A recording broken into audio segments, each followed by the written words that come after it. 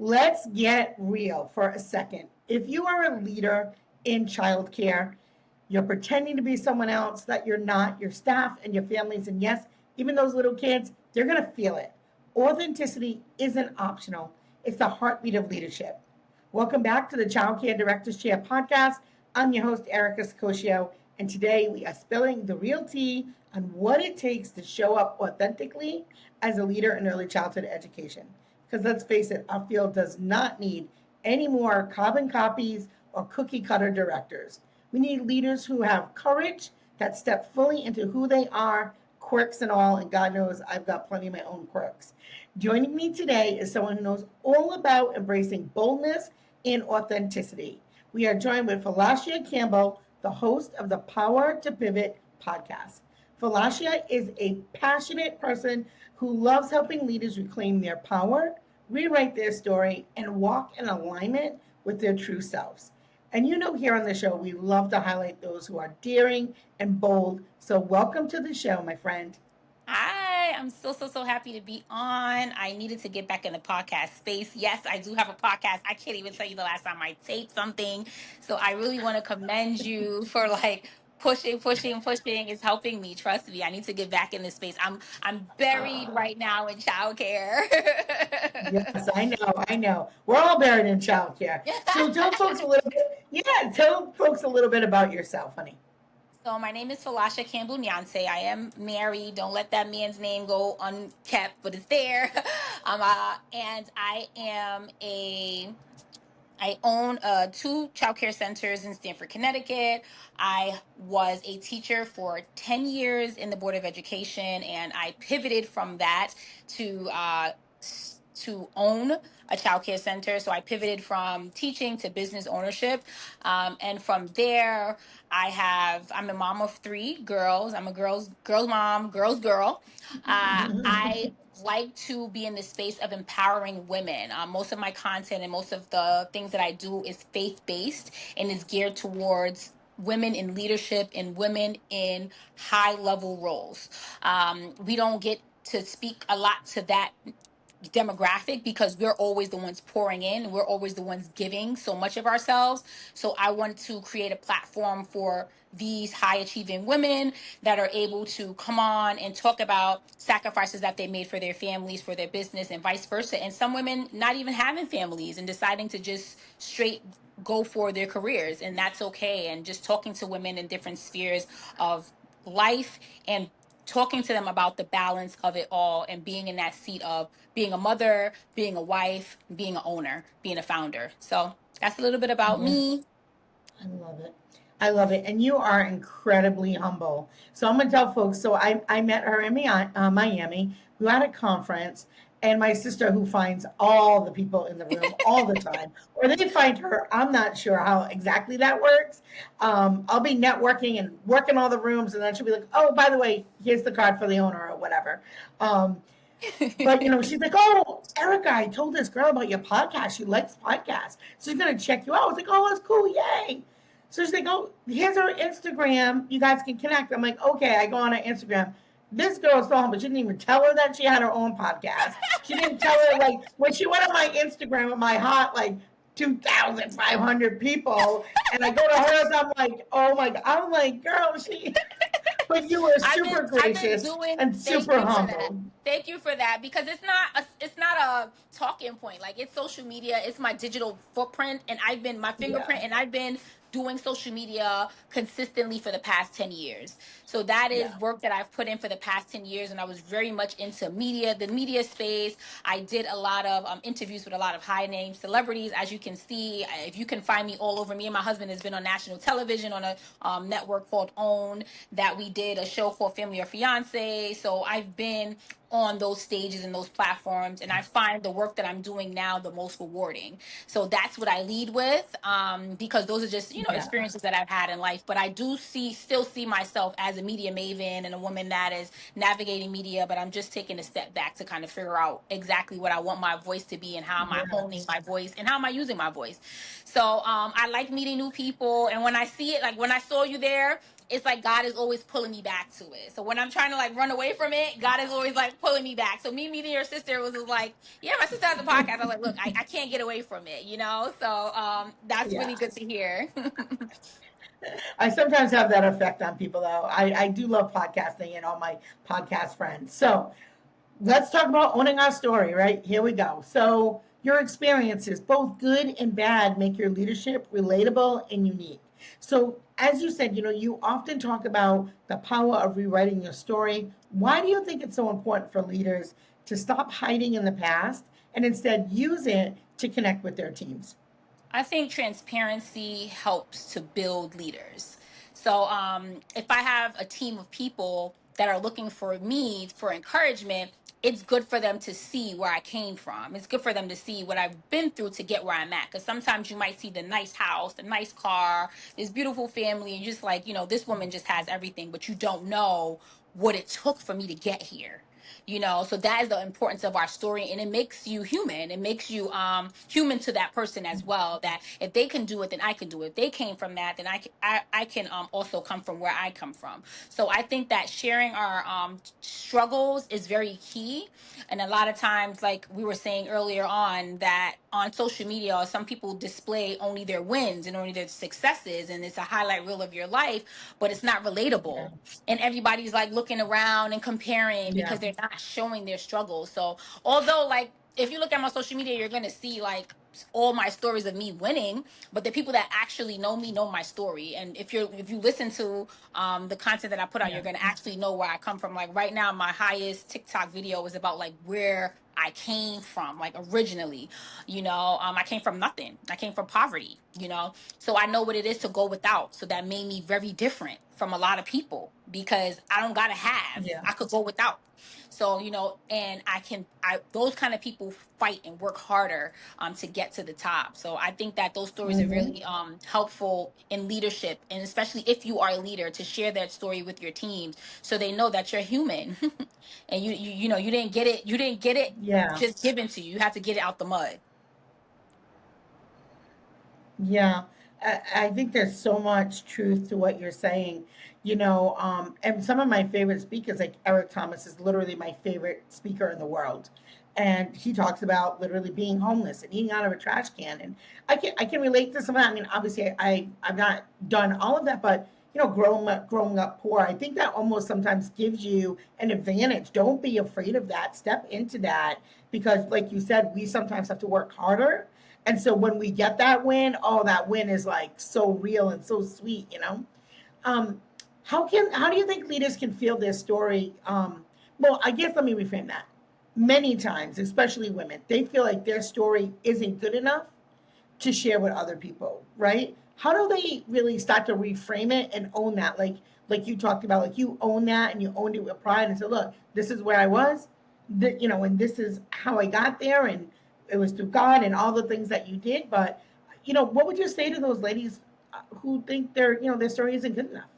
I think that there's power in every story. Like some people, like literally, when I talk to people, like, "Oh, you can write a book," and I'm just like, "What?" Like, I'm just really like, "This is my life." There's power in the Yeah. story, and even if you didn't grow up from poverty and that wasn't your background, there is still something there that you had to overcome even in that. Mm-hmm. So just look for that power in that story and what you needed in that time or that struggle season to get through it. And that's going to be like kind of the ringer and the highlight of what I need to be forefronting to help encourage others, because encouragement helps leadership. We need it. We need it. Our team needs Yeah. it. So you have to know how to display it and put it on display. So just make sure that you know that there's power in your story. It's power in it. You don't have to come from poverty. Yeah. You don't have. It's power in your story. Whatever Yeah. your unique story is, whatever you've been through it for a reason to give back and help someone else. So you and I right now, for the folks who are listening, who are waiting for someone to like give them the nod. We're going to give you the nod. We want you to own your story. That's going to That's be right. tip number one. Yep. Number two, stop wearing that perfect leader mask, right? People don't connect with perfection. They No. connect with realness, No. right? No. So, yeah, perfectionism, it shows up a lot in our field, right? Directors want to Yes. look like they have it all together 24/7. How do you help leaders give themselves permission to like drop that mask and like come Yes. on one day and just be like, you know what, today I wanted to throw in the towel. Yeah, it was a rough Today day. was I not the didn't want day to I see felt a like, kid today. yeah, Right. Yeah. You know, and that's yes, okay. And that's okay to display it, because it doesn't mean that it doesn't display strength. You know, I had a struggle where I struggle with feeling like I was kind of all over the place, because I am able to, the way I'm wired, I'm able to carry a lot of things at one time. And sometimes I'll be here and then here and then here and then here and then here, and I didn't like people to see that side of me. So it's like I'm a mess, really, right? I'm like a perfect mess, a beautiful mess, but I didn't like to display that side of me. But it's just like, it's okay. You know what I mean? You have the order of which the way you do things, and it may not make sense to people, but it makes sense to you, and the things are getting done. You know, so just not yeah, being afraid to display, like if you feel that you're a mess that day, not being afraid of displaying that. You know, so that yeah. is a form of strength for me. Yeah, it goes back to what you said earlier, like transparency. Like be real with your team, be real with your families, and admitting, you don't know what you don't know, what makes you weak, what makes you, trustworthy. Like it's okay. I feel like during the pandemic, that was really hard for directors Okay. because like we were getting it at every angle. Parents, the state, the Department of Health, How was it at the that time? At staff. that time, I was just starting out. So how was it for you? Did you close? You Well, closed? we had to because Right. the state pulled everybody's license. Yeah, so for three Wow. months, I had to like figure out, oh my God, am I going to lose my business? What am I doing? Like, I had 42 staff that were depending on me to make sure their Wow. children and, ate and their houses didn't get foreclosed. And yeah, so for 3 months, our state did not allow you to open. And then they finally did. And when you could open, it was part time. And it was like only for essential people. And then it was I saw like, that. if anybody got COVID, you had to shut down a room. So your room would be open like 2 days, and then you had to shut it down. And then everybody would come back, and then it would be another person got it. It was wild. It was wild for like Wow. 2 years. I feel like so many centers closed. So many Wow. people had like honestly nervous breakdowns. It was tough, and people expected us to have all the answers. I would have parents that were angry that would be like, "When are you guys opening? When are you opening?" I'm Like, we like, don't "I have know. no authority over the government," Right. but it was hard for them because their jobs expected them to work. And I'm like, Right. "Listen, honey, I wish I had a crystal ball, but I don't. I could Right. just give them my best guess." And Right. So that was a season and I where, think like, it was an directors leaned unknown, in. and you didn't have the answers, right? Mhm. So it's like, it's okay. Like, you're the leader there, but look, it something is going on that's above me, and we don't have the answers. So, it's okay to be in that space as a leader. Sometimes we just don't want to, and we don't have the answers, and we want to give answers that we don't Mhm.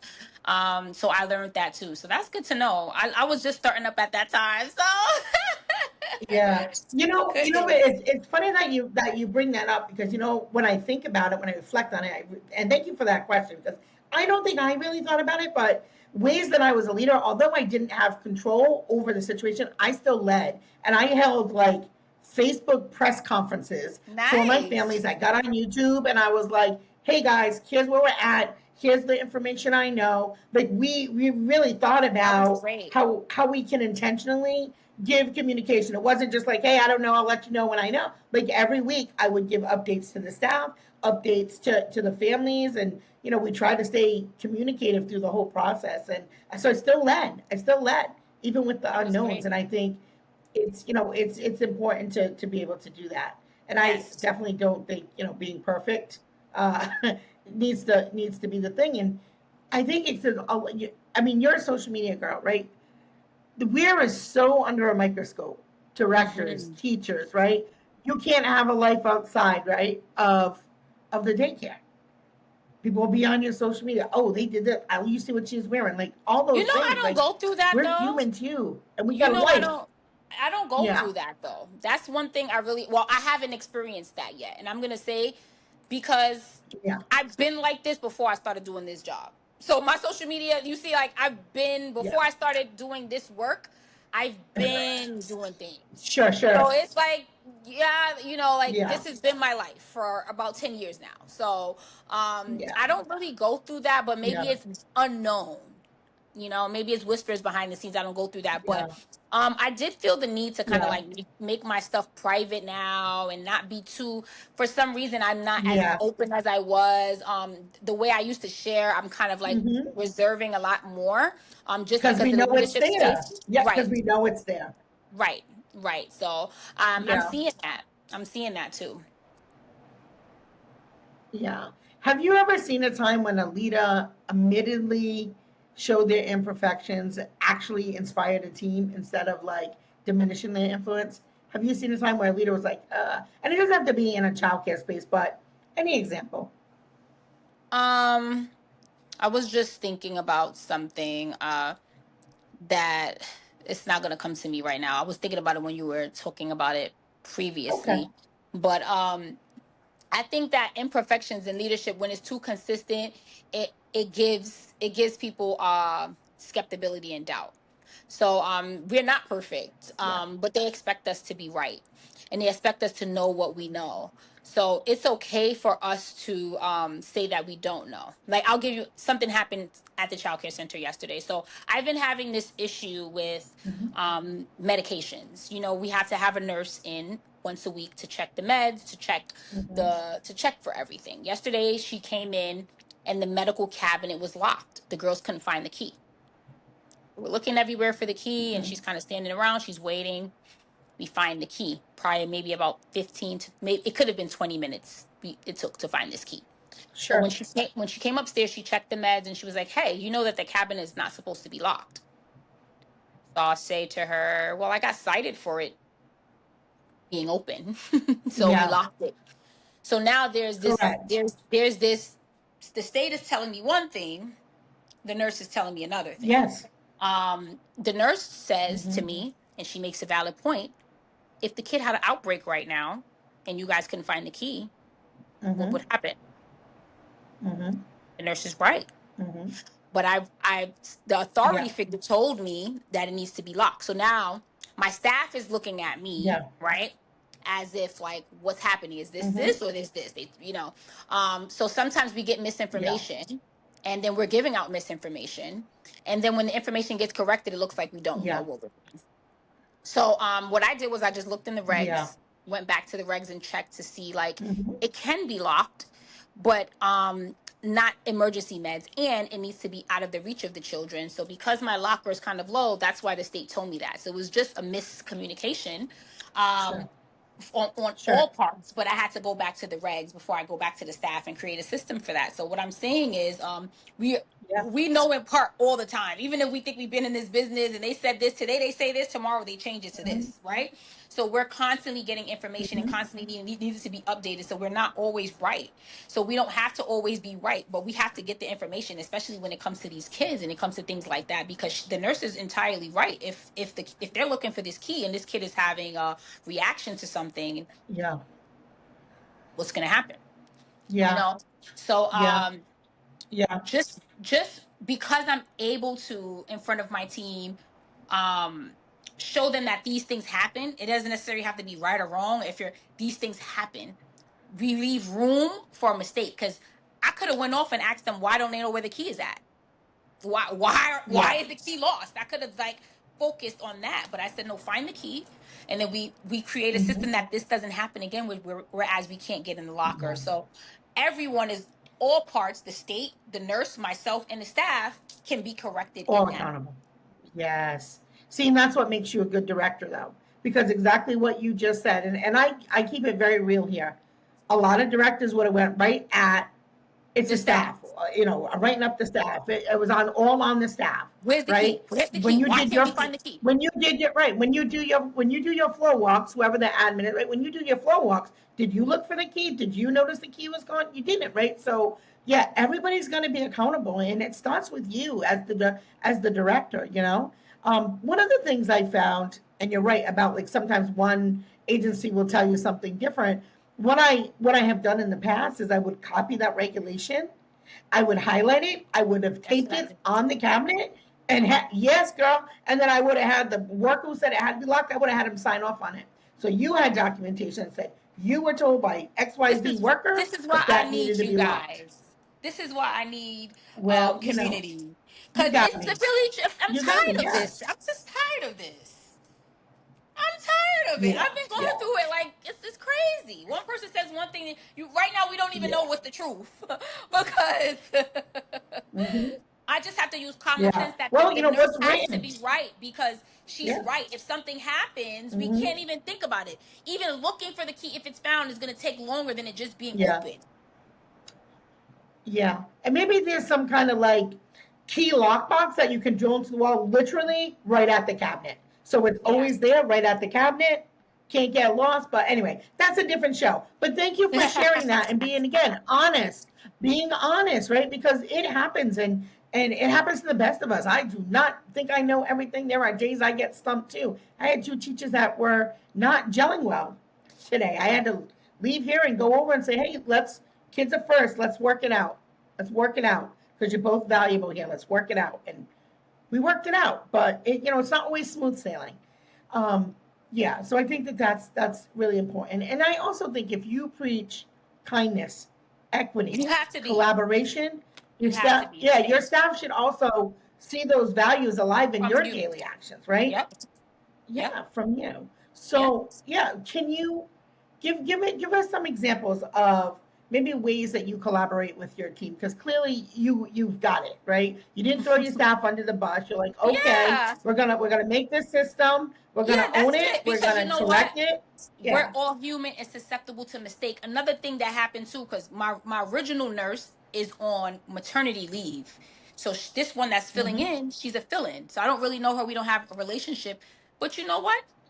Just yesterday, when she did open that box, she found that there was that same medication, a Benadryl, was needed with it. And my nurse been coming for months, and she didn't see that.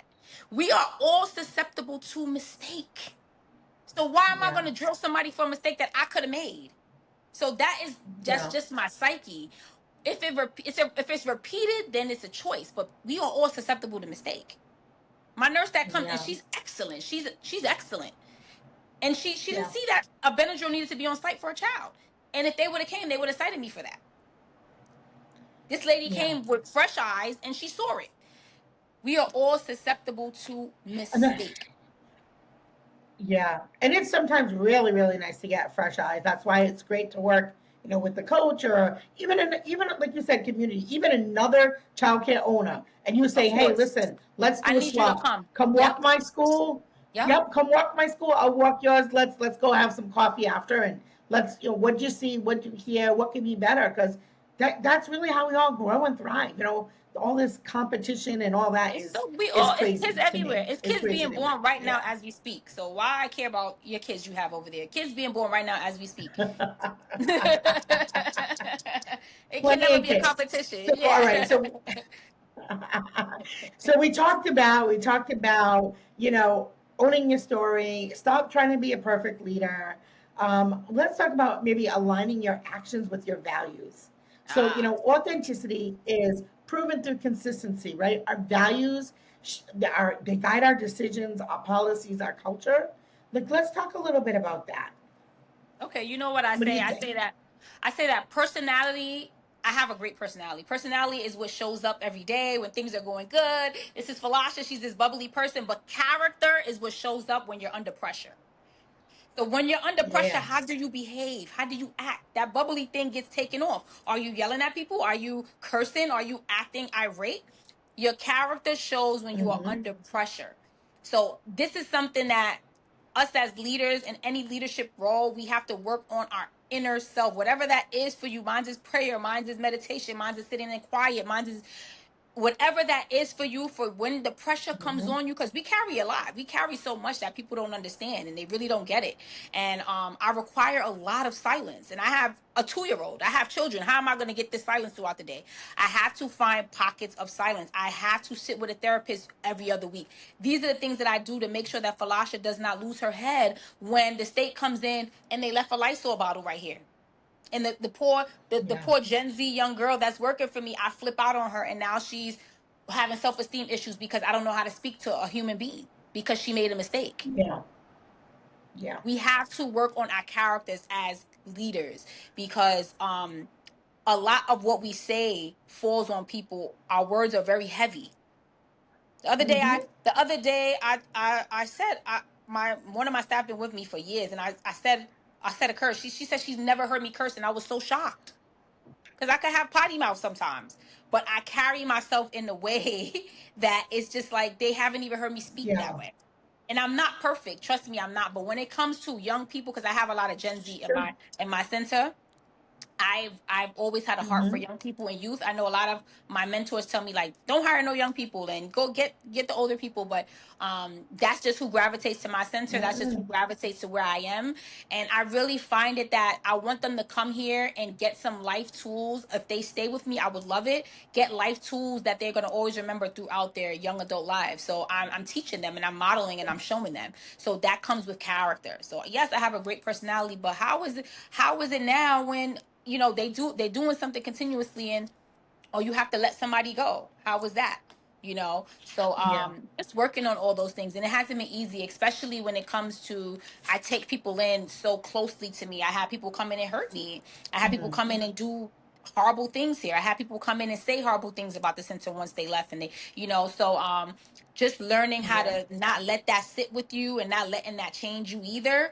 I had to kind of navigate Mm-hmm. those waters because it's new for me. It's all new for me. In business, I've been in business now Yeah. for 5 years, so it's very fresh. I'm a newbie, but I do Yeah. this people You thing. know, This is, we in the business of people. I do this people thing. That's what I do. That's what I'm yes, good at. yes, yes, you do. Yes, you are very good at that.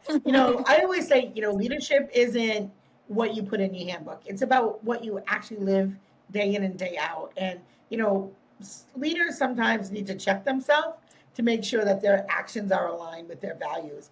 And so when I hire folks, I let them know right up front my core values.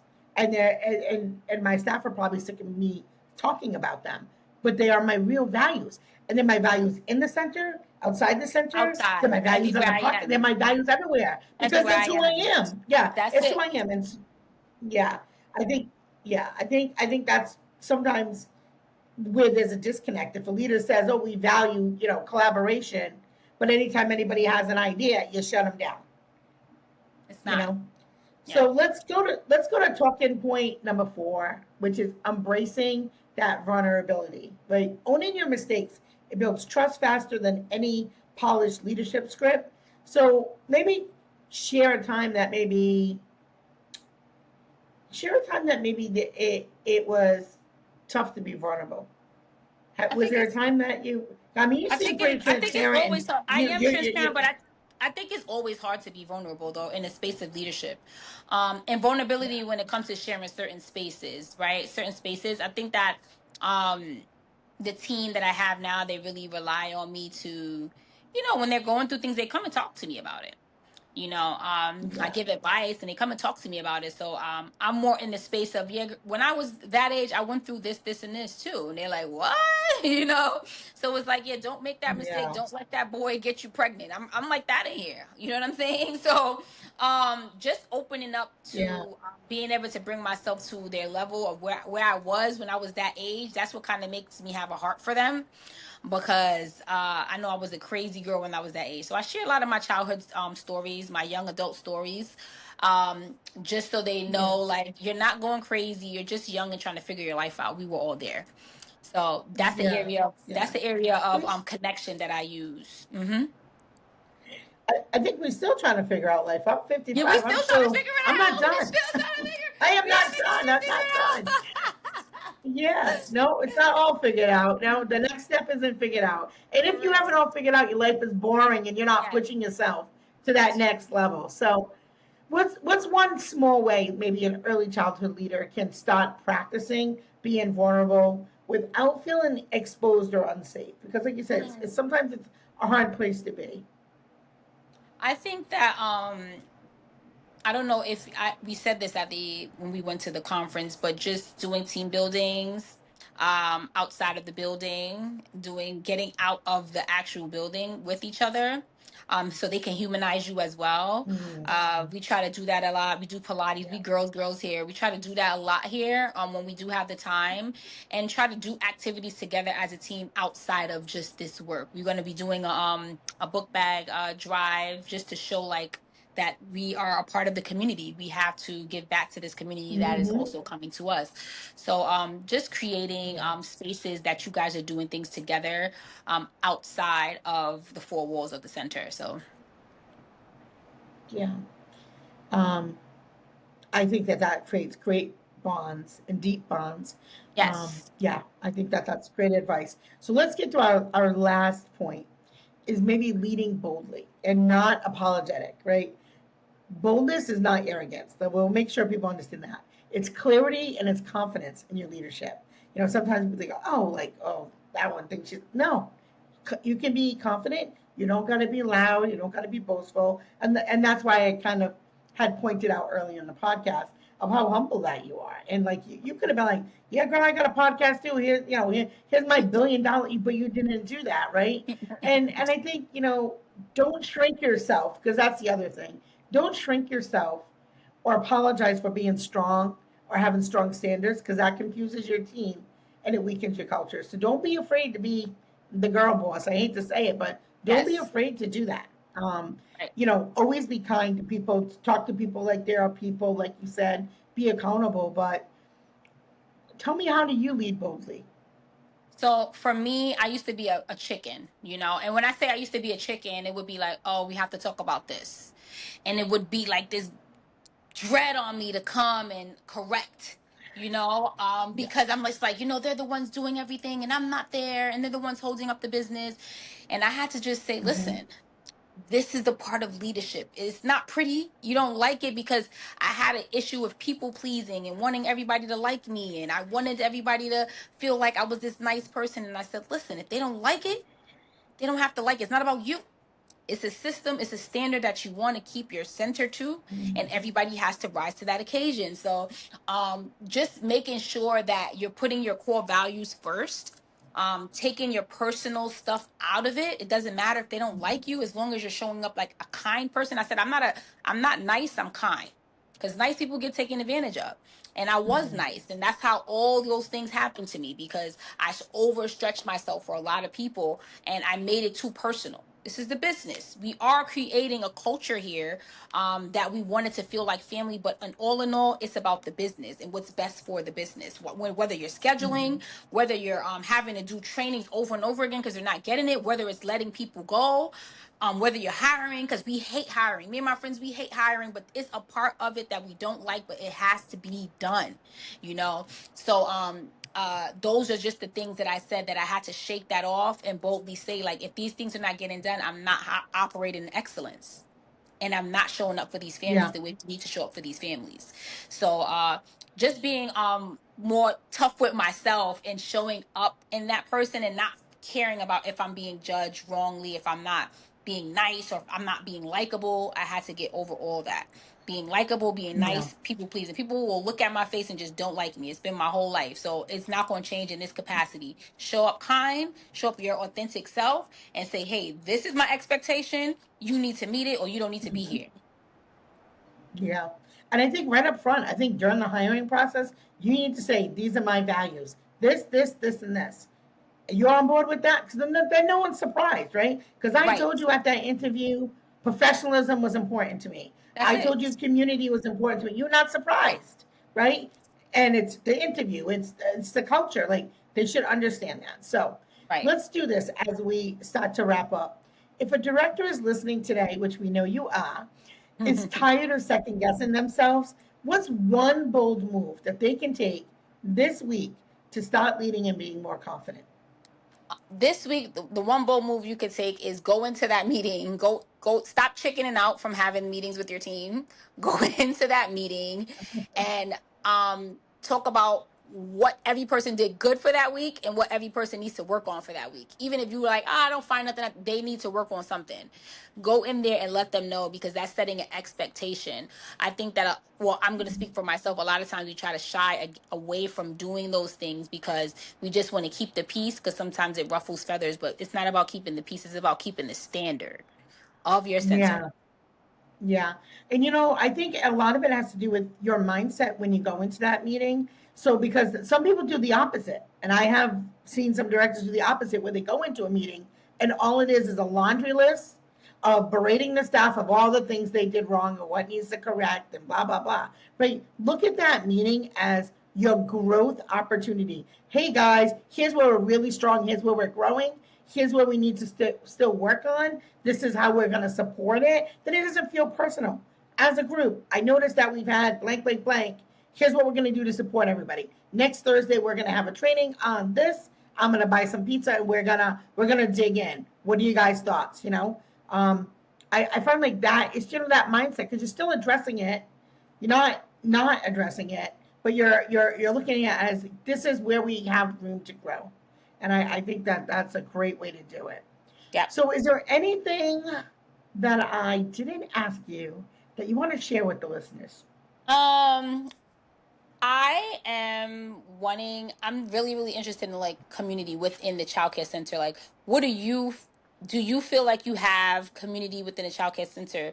Not, it doesn't have to be in Rhode Island, meaning like other directors that you can call, talk to. Like, it's so great that you created this platform because like literally I was in a fish out of water. I didn't know anything. So this is a platform that you're doing to aid in people like that, like me years ago. But Yeah, do you have any other resources that people can find information just to like pool with other directors besides what we're sure. doing over there at CBG? Yeah. So, I mean, Facebook has a billion groups with other directors. So, I definitely say join some of those. See if there's some in your state that are, you're the business ones is some of those groups. And I would say I did not pay you to say this, but there's also the Child Care Directors Here Leadership Group where you can pop on in there. And there's lots of amazing people. I think the biggest thing is pick up a phone and just reach out, inbox somebody. Like if somebody's got a center or you've met somebody at a conference, we all say we're going to stay in touch, but do you do it? Do you make that action? Right, Because you took right, your time away from your center, right? You paid staff to cover you because you were going there to get ideas that you could implement and get that community. But if you go back, you put the flyers on the shelf, you think about it for 2 days, and you go back to the old status, you're never going to grow and you're not right, going to be as strong as you can be. So right, do those things that you commit to yourself and reach out to people that maybe aren't your next door, although I do have great relationships with many centers that are in my city. Do a few that are in your city and a few that are out of your city. And when you go to those conferences, really connect, make the most of your time, do that networking. Because I think there's a lot of value to be had there, a lot of okay. value. So thank you for being an amazing guest. Thank And you. here's We what had we're so going to many tech say. issues, but we got Yes, it done. We got it done. we And got I it like to get done. it And done. I I'm not think prolonging it.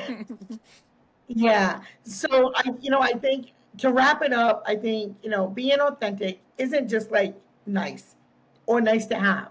It really truly is the foundation of Essential. true leadership. So when you own your story, you got to drop your mask, align your actions with your values, and embrace that vulnerability and lead boldly without apology. You don't just gain respect, you inspire loyalty. You get trust and a culture where people want to follow you. So this week, my challenge to you: stop shrinking, stop apologizing, step fully into the leader that you were born to be. Because again, the childcare field doesn't need any more imposters. It needs leaders like you who are bold, authentic, and unapologetically real. Huge thank you to my girl, Miss Campbell, for sharing her wisdom with us and helping all of us today embrace our authentic self. Check her out. Her podcast is The Power to Pivot. She doesn't have any new episodes, but I think after today, we're gonna push you, Yes. and she's gonna Yes. record. So get recording. And I would also love to be a guest on your show Yes, anytime. you So, already gonna be my um, next guest on the show, but I need you to come on the couch though. I need you to come in. Okay? yes, ma'am. I'll come on the couch. I'll come on the couch. I'll come to your center. How many staff do you have? 7. How many staff you got at your center, honey? 7. 7. I'm Mm-hmm. gonna come. I want Come do some 7. training. Yeah, I'm gonna Come come to do your some program. training. I will come to your program and do some training. All I will right. I'm train them. I happy will about train you. that. I will give you all Thank the you. I'm things. happy about that. All right, love. Thanks, All Erica. right, It was sweetheart. I'll great. talk to you soon. Have a Bye. great day, everybody. Bye. Bye.